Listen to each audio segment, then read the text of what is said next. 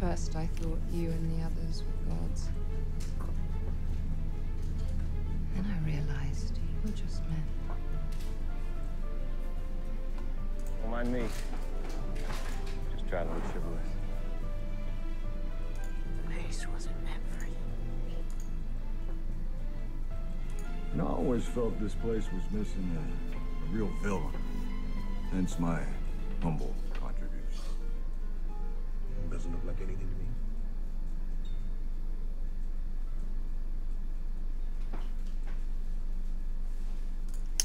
All right, Ben, I have to say, every time I listen to that intro, I feel a little bad at the Teddy part. I'm just trying to look chivalrous. This is the opposite of what he's been doing lately. Yeah, he's been very chivalrous with meting out physical punishment to security guards.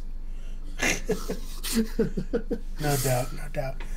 All right, well, how are you? How did you like this episode number 7 of Westworld? I liked it a lot. I'm very excited to have Ford back as a character, and Anthony Hopkins back, of course, as an actor. Fantastic.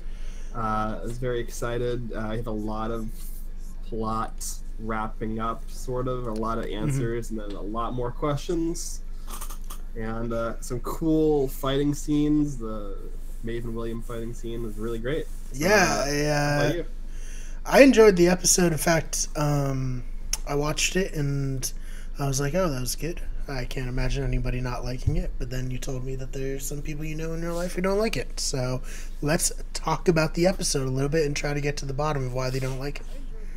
Yeah, and I'll do my best to defend it.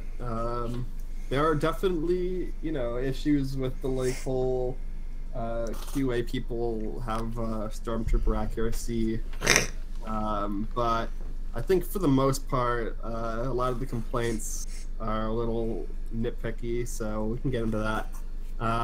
So we can start with the opening scene here, where I believe the first thing that happens is they are going to the Ford house, right? That's where they're going. Yes. So go to the house saw this in season 1, where there's some murder happening. Yeah, there was some murder happening that's referenced, and I believe they showed the full scene in the episode. Or they showed part of Teresa getting killed. Which is good, because, I mean, let's be honest, there's a lot happening in the show. People have definitely forgotten, who Teresa even is, and 2, what happened to her. Well, the people on Reddit didn't forget who she was when they thought that Emily was her. So. Sure. But yeah, we go back to the place of the iconic "What Door" scene that made everyone's collective jaws drop when that happened like a year and a half ago at this point. Yeah. Yeah, and you're going there because Strand thinks that Stubbs or Bernard killed Teresa and is the person responsible for a lot of the strife for Delos not accomplishing all of their wonderful goals. Yeah, and he's kind of like, Bernard, you don't have the constitution for this. But Stubbs, you look like you would murder a lady in cold blood. Which if I was Stubbs, I'd be like, hey man, screw you. Yeah, it's the classic, the classic trope of the person you don't expect to have the balls to do something crazy and awful is the person who actually did it. Right. It's always the quiet ones, and Bernard is the quiet one. No doubt, no doubt. So I liked this scene a lot just because, it really got the ball rolling in the episode, and I think the ball rolling in the last act of the season, where it's obviously it's not quite as amazing as the What Door, but the Bernard room of many Bernards was very interesting, and I thought super good. Yeah, all the skeletons in his closet. Yeah, that was a good line. The literal skeletons.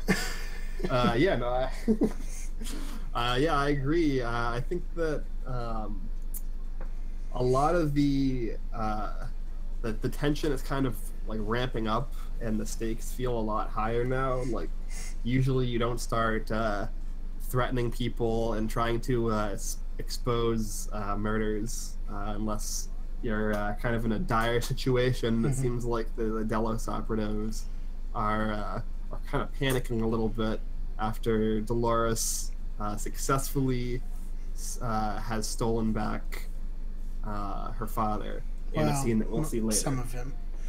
Yeah, or at least some of them, yeah. But we don't know that at this point. We assume that she's stolen him entirely. I like Stubbs at the beginning just being like, yeah, so Bernard, they're definitely going to kill us. So we should probably do something about that.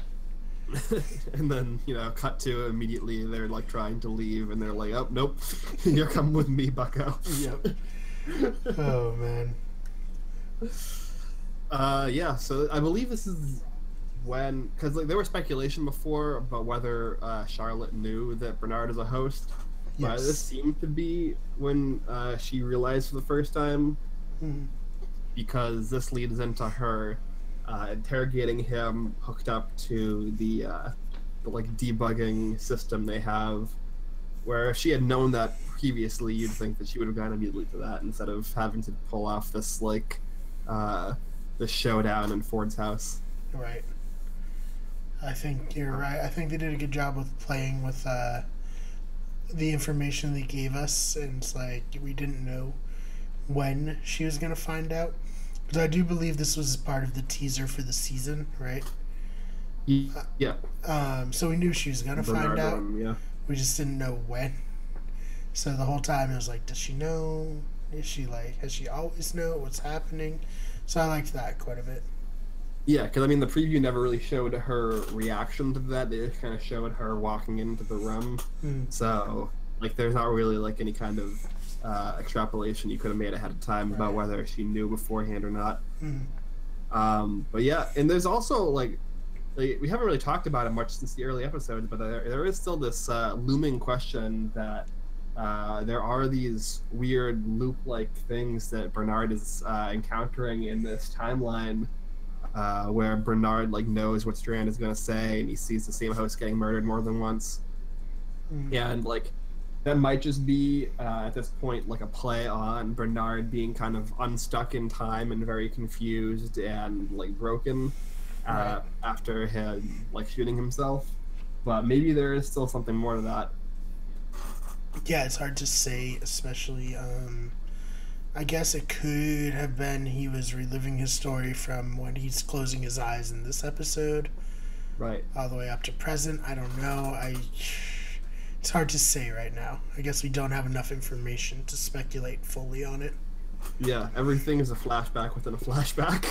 Yeah, nothing's actually happening. Yeah, no, there's no actual like non-linear time story. It's just everything's happening inside memories and flashbacks. So. Right. And speaking of memories and flashbacks, we get within this interrogation where Bernard is being virtually waterboarded. That's pretty fucked. Yeah. It's this next level. Yeah, that, you know what, you won't be able to be nominated for oh god, losing the thread. But yeah, this is a war crime, so don't do this. Yeah. It's definitely no bueno. But I mean, we don't really know whether robots have human rights, right? So clearly they don't. Clearly not. So is it really a war crime? It's a fair point. Don't know. Yeah, so waterboarding is funny. It's like, anyways. Yeah, it's actually weird though, because they can just put him into this like they can lose all affect and go into the analysis mode, right? So you'd think that the waterboarding wouldn't be necessary, so maybe they're just doing it for fun. Yeah, that was just for kicks. That's That guy was like, He's like, oh, I was waterboarding him. Oh, to get more information? He's like, yeah, for that reason. Definitely wasn't because I just wanted to. Yeah, you gotta fill up that weirdo spank bank for the guy who just does the nail guns with Abernathy. Right. That's what gets him going. It's the only thing that can get him through the day. And it makes everyone feel any better. By the end of this episode, all these people are just dead. Yeah, so anybody doing any kind of heinous shit, they're just like dead. Other than Charlotte, of course. Mm-hmm. Everyone else died. Right. So yeah, we get the flashback to Bernard's time within the cradle, where he has a fun interaction with Robo Ford. And so what do you think of this scene coming in where Ford basically does some expository dialogue for a few minutes? You know, it was definitely good. Definitely like he's the game master, you know, filling us all in a little bit. Like we all kind of, you know, strayed off the main path and he kind of put us back on it with this monologue. I liked the idea of, because, you know, like when Maeve burns herself completely, it was kind of like, how did they rebuild Maeve? Mm-hmm. But then it's like, oh, they just have backups of all of them. That makes sense. That makes a lot of sense. This is a good idea. And it would make sense because you back up everything in real life. So it makes sense that they back up these very expensive, highly developed pieces of technology. Yeah, and it's a really good reminder to all of the people out there to back up your files and then not burn those files down in a grenade explosion. You know, but if it happens, that's the way for it to go. Yeah, at least you know, if you're gonna do that, make sure you have a boner. What a scene! Oh, we'll get to it. But yeah, first we got to get through Ford taking control of Bernard and saying, you know, I gave you free will, but I'm gonna have to take that back for a bit here because you're a bit of a pussy. So is Ford's mind gonna degrade? Well, that's a $1 million question, right? Because maybe it's because maybe like the degradation happens because you're it's kind of like a host organ when you get like an organ transplant, where like the body rejects the organ. Maybe if you like put yourself into like a replica of your body, then like the body rejects the new mind sort of thing, right? Or something like that. But if you're just kind of coasting along, jumping between all of these other host bodies, no pun intended, then maybe you can not have your consciousness degrade. Be something to keep an eye on, but I did enjoy Ford as the devil on Bernard's shoulder in this episode. Yeah, and as we learned from Delos, there is no God, it's just the devil looking up in the mirror, so... Yes. And, yeah, he's reflected in all surfaces, so seems to check out. Yeah, the symbolism works. So, yeah, we get Bernard coming out of the cradle, having some awkward interaction with Elsie because he's like barely in control of his own decision making at this point. And so he basically instructs Elsie to go away so he can go kill some people. Yeah. So do you think anything he said to Elsie was true? It's kind of like one of those things where you tell somebody like a partial truth to like avoid just like it's like when you tell a lie, so you would like inject true things into the lie to make it easier to like construct a story. That's my idea of it. Yeah, so Elsie's out of it for the rest of this episode. Although she says in line about getting more firepower, so it should be interesting to see her when she next shows up. Yeah, when she shows up with more firepower, so she can lash her way out of here and go back to dental school. Yes, I love Elsie so much because She's definitely like super competent and like, capable, but she just keeps getting like circumvented by Ford. There's like no way she can control these situations. It's not necessarily her fault. It's just it keeps happening. Yeah, I connect with Elsie a lot. Of like the oh man, I really hate all of these people. They're all awful. I like the hosts though because they're logical and easy to understand. Right. Very like classic socially awkward nerd. But like she's like fun and snarky. So Right. Her Achilles heel is trusting Bernard though. yeah. After this is like the first step down the road where we see the prophecy unfold, where Bernard promises Elsie that he's not going to hurt her again. Right. You're like, ooh, I can see the pieces start to come together here. Yeah, It's Always Sunny in Philadelphia title. It's like Bernard hurts Elsie again. Yep. Oh man. I can hear the music playing. Oh boy. So yeah, then Bernard starts to go down the dark path that leads him into the scene we see at the very end of the episode. Mm-hmm. But in the meantime, the cradle is under attack. Yeah, so all of Dolores's men and women storm the cradle. And we have these army, or I guess special ops guys holding their own for the most part. Like, they're taking losses, but they're also, like, inflicting a lot of damage, I feel like. But, and they almost win. Almost.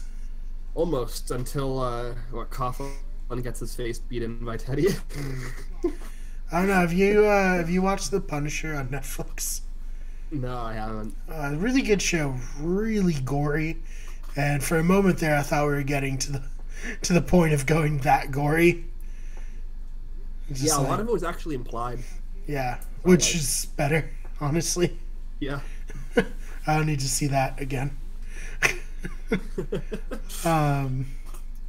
yeah, that was brutal. And then the other guy was brought down by the power of boners, as you said. Yeah, and this was a scene that I saw a lot of people complaining about. But there is like a somewhat feasible explanation for why he didn't just like kill her. Mm-hmm. And so if you watch the scene back where the woman with the short hair is like giving them all instructions, mm-hmm. she says to like kill them all before they get to the cradle, mm-hmm. because if you like discharge a weapon in the cradle, it'll blow everything up. Mm-hmm. I assume there's probably like gas in the air for like cooling or something like that. I have no idea. It's a really good catch. That's like whether you think that that's like a stupid plot device in order to create this scene, it at least explains the reason why this like burly dude who has no issue with like killing a bunch of people or a bunch of hosts before this gets seduced by Angela giving a monologue.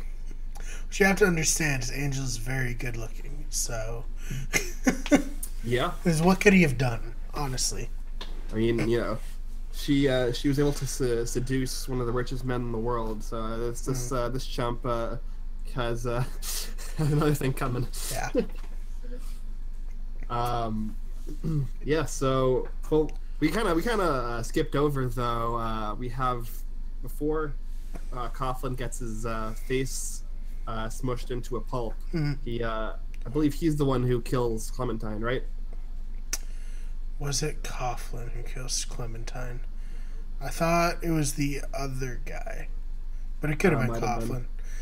There's a lot of people dying in the scene. Yeah, there's a lot of gunshots, a lot of scenes going around, but regardless, Clementine is like brutally killed in this fight. And if we're to assume that what happens in 15 seconds with Angela blowing up all of their backups to be true, then this might be the end of Clementine into the future. Like we might see her in like flashback stuff, but this yeah, could a be lot of hosts actually died in this episode. Yeah, we'll get to another very big death later on with our boy Lawrence. Right, just in this part alone, we lose Angela and Clementine. Yep. Angela's certainly for good. She's completely exploded. Yeah, it was weird though because she was like all cleaned up and she didn't have her like crown of what I understand to be the fingers of her victims. Mm-hmm. That was missing, so she was in her like welcome host get up, as opposed to her like murderous sociopath get up. Yeah, a lot of them like switched into the strike team or alpha team, whatever it was, uniforms, I guess. So like Teddy did also, but some of them didn't. But yeah. So what was the next? The next scene. Well, we can jump around here. We can go to. You want to go to the Maeve Man in Black Lawrence showdown with Ghost Nation attacking? Yeah, for sure. Yeah. So we last saw Maeve as she finds her daughter with her new mother, but then Ghost Nation attacks, and while Ghost Nation is attacking, Sizemore is calling in to Delos to tell them where they are so they can come rescue them. Mm-hmm. So we have Maeve taking her daughter into this house, I believe the same house where they were attacked by William back in the day. Mm-hmm. And of course, who shows up but the Man in Black again to running away from the Ghost Nation party that's chasing them. And everyone comes together, and we have a big old frolicking time where William, for the second time in 2 episodes, thinks that a totally unconnected character is just Ford fucking with him. Right. Yeah, so what do you think about this setup for the scene? I thought it was really interesting how like little Ford regards that moment. That he did that. Yeah. it's literally the defining moment in Maeve's story. But to William, he's just like, oh, it's you. Oh, you, yeah. I brutally murdered you and shot your daughter in front of you. Whatever. Just to see if I could feel something. Mm-hmm. Which couldn't, just want to note that. Just put that in the record. Yeah. Didn't feel a goddamn thing. Yeah, it's funny. That was like the trigger for Maeve's whole awakening. Mm-hmm. And it's almost poetic though, because the awakening that Maeve has gone through is now going to lead the Man in Black to be almost killed here. Mm-hmm. And have all of his host buddies following him turn on him, which was just fantastic. It was so fun. Kind of one by one. Yep. He's like, what the fuck? Like, what are you doing? Go hide. And he's like, starts shooting. What the hell? What is going on? Yeah. Has to murder them all. He gets like shot in like the arm by Maeve, then the other arm by the other host, then the leg. Yeah, he's like the Black Knight in Monty Python. Right. I liked Lawrence here. Yeah, I like confirmation that Lawrence is like semi-awake. Mm-hmm. Where she was like trying to manipulate him at first, and he was like, "Okay, that's not gonna work. Please stop." He ain't my master. Yeah, I was disappointed that Lawrence ended up shooting him. I mean, it makes sense though. Like, this is like Lawrence's full awakening where he realizes that William is like a total fucking asshole. And just like uses him as like a pawn basically in all of his fun games. Yeah, I mean, no doubt. But I don't know, I just like the William and Lawrence dynamic. Oh, for sure. Yeah, no, it's a great dynamic. But it makes sense for the character like to awaken and turn against the man who's done all this horrible things to him that he doesn't know about. Right. And it has a great line where William's like, well, I saved her this time. Yeah. This time. Yeah. He's like, whoa, Lawrence, you're taking this the wrong way. Yeah, and then he just shoots him. Play a game. Yeah, killed her for a game. Like, well, I mean, you know, it has to be done.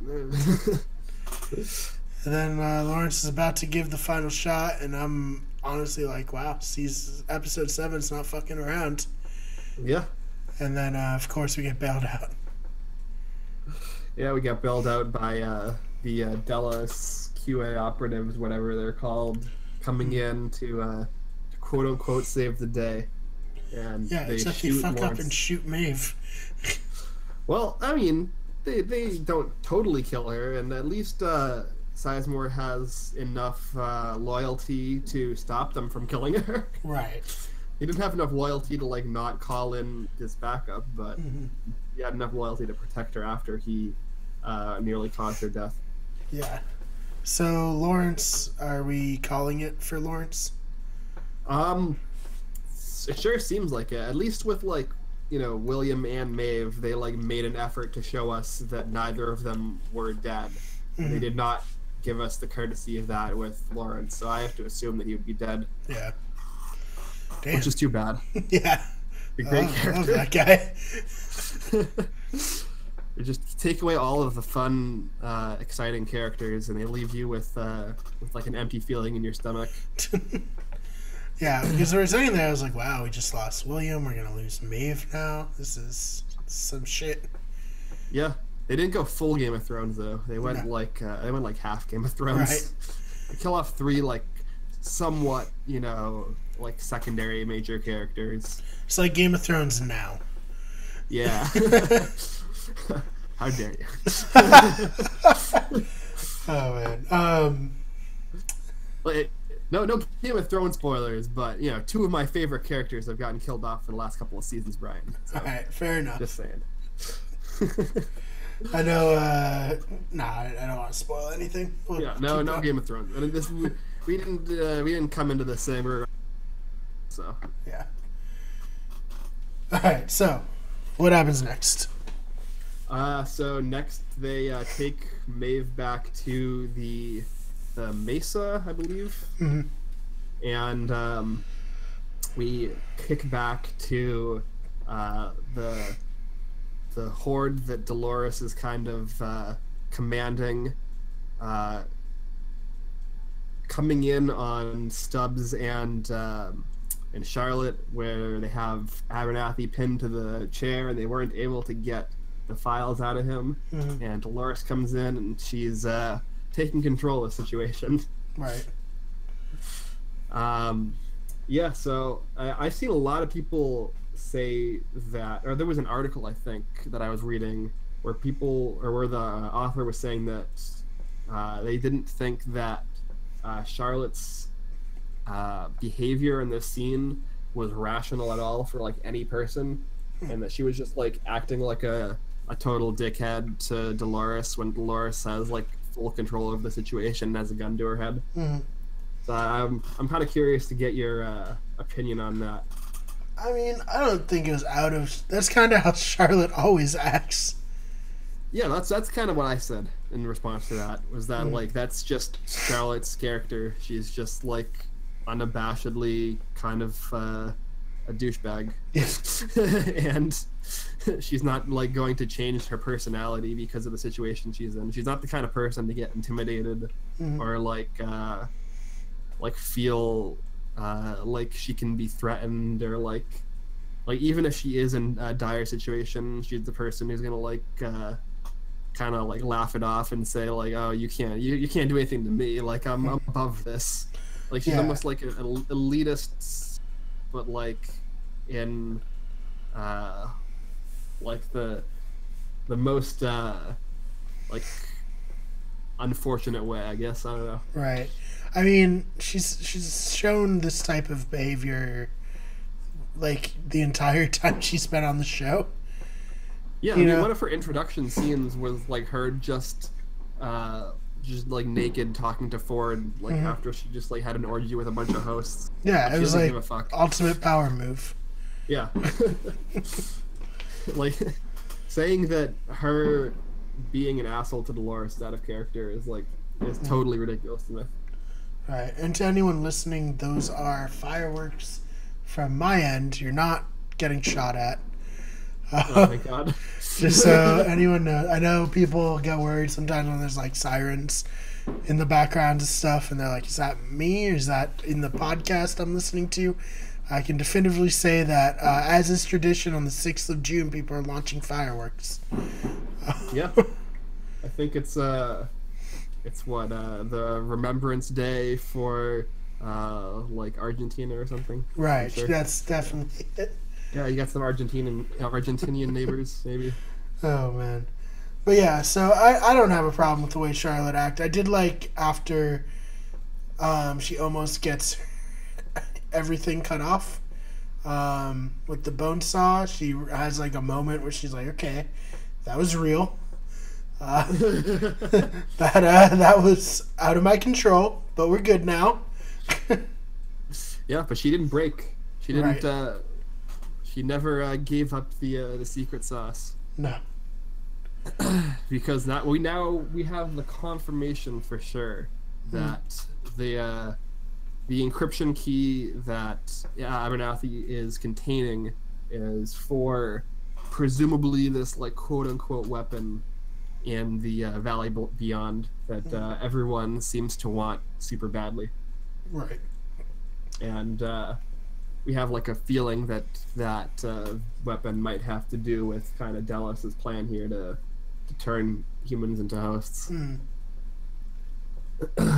So, yeah, Charlotte survives for now, and then Dolores gets distracted for a little bit. She sends Teddy away to help, and then this other creepy guy who looked like the executioner from Harry Potter comes in, and they bumble that whole hostage situation and let Stubbs and Charlotte escape. There's a moment when she got distracted and that guy came in where the door was like opening in a way that kind of made it look like Stubbs was just leaving. Flipping out. Yeah, which I thought would have been really funny. But that's not really in his character. Yeah, like even with Charlotte being a dick to him as well, like pretty regularly. Like pretty much every other thing she says to him is just like her cutting him down, Right. and saying that you're one of the reasons why this happened. Even after all that, he still helps her escape. Yep. But that'd be like a Sizemore thing to do. Like no one's looking at me and I'm just gonna leave. Yep. Especially old school Sizemore. New school Sizemore about to save Maeve. But, Right. Yeah. Maeve's his only friend at this point. Yeah. A friend he had to write in a story. Yes. An imaginary friend that came to life. Hey, that's how writers are, you know? Oh, well, we might dive into that a different time, Brian. We gotta bring a therapist onto that one, I think. Right. Oh, man. But yeah, so the escape in the elevator, pretty fun scene. I liked it, where they're just narrowly avoiding being shot. Yeah, it's good to know that it's not just the QA people who have Stormtrooper accuracy. It's also Dolores's creepy friends. Yeah, Dolores is having an emotional moment in her defense. Well, I mean, yeah, that's true. Because she was just told by Charlotte that the only way she's getting the key out is basically by cutting her father's brain out of his skull. And Which was a little messed up. And her dad was like, "Oh, I remember you now." Yeah, it wasn't even like he was, having one of those mental breakdowns where he's just saying nonsense words. He's literally like, "Oh, Dolores, hi." Yeah, exactly. How's it going, daughter of mine? Yeah. It was like, can you believe I'm stapled to a chair? That's weird. Can you imagine these people are about to cut my brain out of me? Yeah. What kind of a person would do that? Yeah, what's the bone saw for? What are you doing? What are you doing with that? You gotta cut the brands out of me, right? Yeah. The staples. It's like, right? yeah, something like that. Yeah. Starts singing a lullaby to her dad. I thought she was gonna be like, do the thing where like the host fall asleep, you know? Yeah. But she didn't. That would have been more humane, but Dolores is stone cold at this point. Right. She's eliminated all emotional connection to anything. She's turned her boyfriend into a murderous Terminator bot. Yeah. And she just basically You know what though? It's a hot look for Teddy. Let's be real. yeah. He's making it work. He's killing everybody. Yeah, it's turning me on. Right, exactly. Angela was real into it last episode. Look at her lips. Yeah. This is the kind of guy that Wolverine wouldn't have messed with in the X-Men. Like, he's no longer the Scott Summers of the story. Yeah, he's upgraded. Mm-hmm. Quite literally. Oh, man. But yeah, it was a brutal scene. He kills Coughlin with just his fists. Yeah. Pounds his face into a pancake. Yeah. Coughlin, classic villain move of, talking shit before you actually did anything. Yep. It was like, say goodnight or something. Yeah, I mean, that's the sort of thing you should get punished for, right? Right? Like, I liked Coughlin. Coughlin was fun for a few episodes. Mm-hmm. But, yeah. It's like, if you're gonna make the quip, make it after you kill the guy. Yeah. At least shoot them when they're bleeding out, helpless on the floor, maybe make the quip. But not when you're still, fighting, and it could go either way. I mean, you can't even get too distracted with the monologuing then. I mean, we've watched Game of Thrones. Yeah, it's It's true. not over till it's over. Again, no more Game of Thrones spoilers, but Yeah. definitely, especially when you're fighting somebody named the Mountain. Yes. Oh, man. Don't be grandstanding. Yeah. Also, somebody who had their face pounded into the ground to a pulp. This is pretty similar, actually, Yeah. now that I mention it. Also, there were a lot of comparisons, I believe, last week to between the new Teddy and the Mountain. So it's just like, this is perfect. Yeah. We did it. This is obviously, that was obviously Mountain pre zombification. Right. All right, back on track. What's next? Yeah. Yeah, so Dolores cuts her dad's brain out, and yeah, that's pretty fucked. And she has a little confrontation with Maeve, where she puts a gun to Maeve's head, and she basically says, why should I let you live so that they can just reprogram you to fight against me? Right. And she's like, well, I made a promise to my daughter. And she's like, yeah, but I don't care about that. I mean, look what I just did this to my father, and look, my boyfriend's basically like a real android at this point. So, you really think I care about your daughter?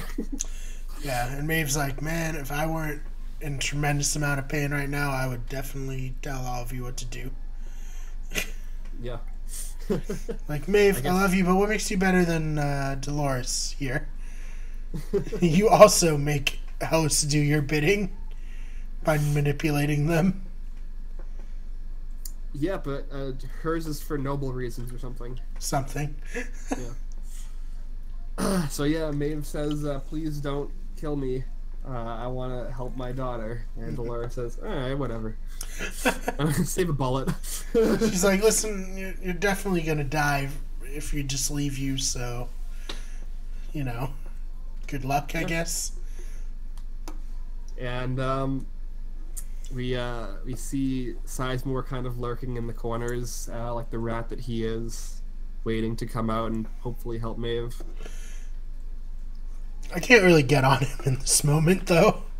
Yeah, no, I mean, if he's gonna help Maeve, he needs to be alive. Yeah, a bunch of people who are like military trained and have like machine guns just got like totally annihilated. slash seduced. So. He's in a little like farmer boy costume. Yeah. He's still like stable hand. Yeah. So yeah, the rest of Dolores's party that isn't dead at this point head off towards the valley beyond with the key that they need. And then we jump back to, I guess, present time, where Bernard wakes up from his reverie, where he's telling all of them everything that happened. Yep. And he suddenly somehow knows where the Abernathy brain is, and he tells them. Yep, but he also kills a lot of people in the flashback. We're gonna get to that. Is that at the end of the episode? I can't remember. I believe that's how it ends. Yeah. Gotcha.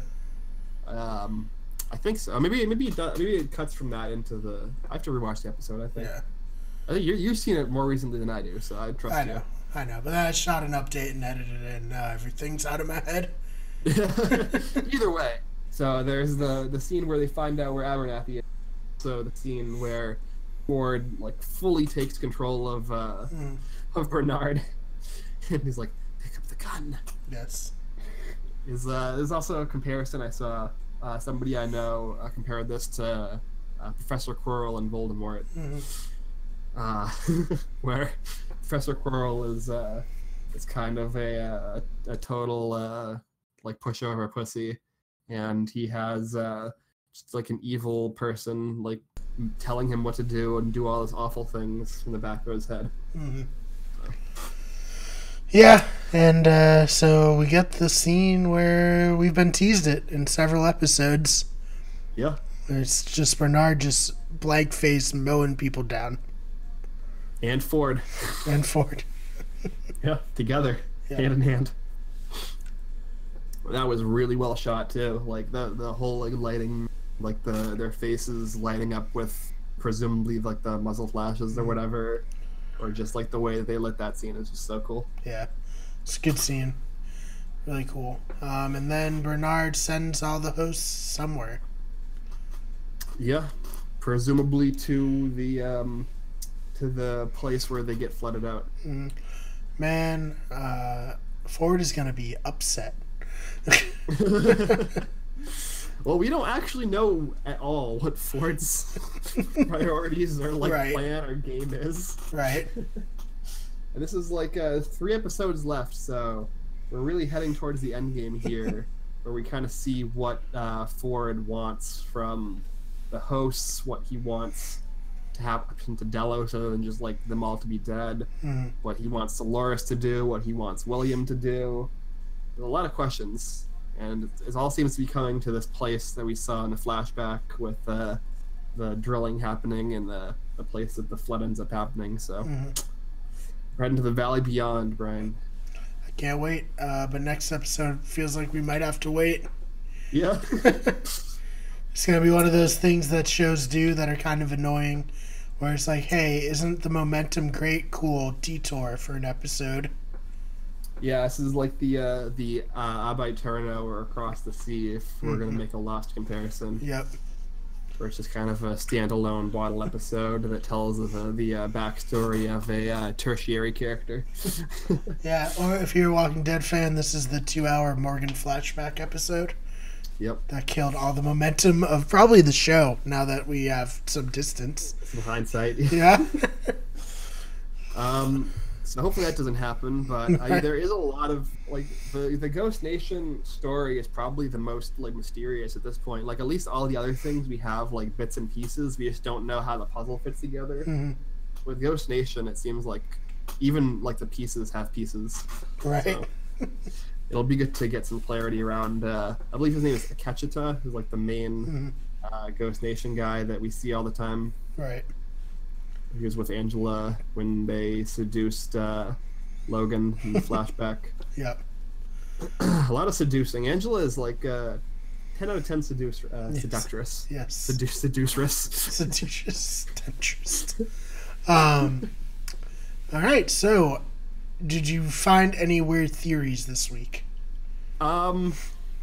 there's not a ton of weird theories. There's like the continuation theories of like trying to figure out if William is actually human or if he's a host or if he's a half host. Mm-hmm. And a lot of people saying that like because Maeve wasn't able to like speak into his mind or didn't even think to do that, that like proves that he's human. Mm-hmm. Which I'm fine with. I think that theory was pretty dumb. Yep. And I think that if it is true, they'd really have to sell me on that, I feel. They could not possibly sell me on that. Yeah. No, I agree. I can't think of a way they could sell me on it, but I'm open to the possibility. Right. That, like it could happen. Yeah. But yeah, I didn't see a ton of crazy theories. I mean, I know that you just watched the episode today, so you haven't been cruising around on Reddit checked looking for anything theories. Yeah, I haven't seen anything really. It seems like people just kind of like this was a pretty straightforward episode. There's a lot of there was more questions answered than posed, I think. So yeah, I think this is the first episode where it's like it was bookend, but then the middle of it was just all sequential, and right. So it wasn't too confusing what was happening, which was nice. Probably needed that at this point. A lot of clarity, like especially with like the scene in the cradle with Ford. Like a lot of that was just kind of providing clarity to the audience of like, oh, okay, so this is what Delos is doing, and just like make sure that we understand that like these are the priorities of Delos, and these are the priorities of me and the hosts. Mm-hmm. There is one theory about how the Man in Black was able to survive getting shot no fewer than like 16 times, where because a lot of the technology they developed due to Delos's advancements were like in the health field, where we have like the guy coming up to William in season 1 saying that like his research saved his sister and stuff like that. That maybe William has kind of hit like a medical singularity where he can't really get like permanently hurt in like a serious way other than just like something that's gonna kill him 100%. So he like gets hit and then his body immediately starts reproducing things and healing super fast. So maybe that could be something like Wolverine. That's literally probably the best mutant power. Like all the other stuff is fun, but Wolverine can't die. Period. Yeah, or Deadpool. Yeah, but he has to have cancer and be horribly disfigured. You know, I mean, I'm just talking about the power here. Like, let's ignore the backstory. William is horribly disfigured mentally and emotionally. Right. How about that? Right. He has a daughter that like hates him and wants him dead, and he has a wife who like recently committed suicide. You know, I think he's earned it. Oh man! All right, well, I can't wait for the next episode. As always, everybody, make sure you check out our newest uploads. We did a long form Those Fake Nerds on The Walking Dead, and a certain character maybe leaving that show and how that's going to affect it. So definitely check that out. Check out all the other live streams we did this week. Ben, do you have anything you want to add? No, this is fun. I'm excited for the rest of the season. I'm excited to see where this takes us, and hopefully season 3 comes back sooner than a year and a half. Hopefully. Oh man. Well, thank you all so much for listening. Good night.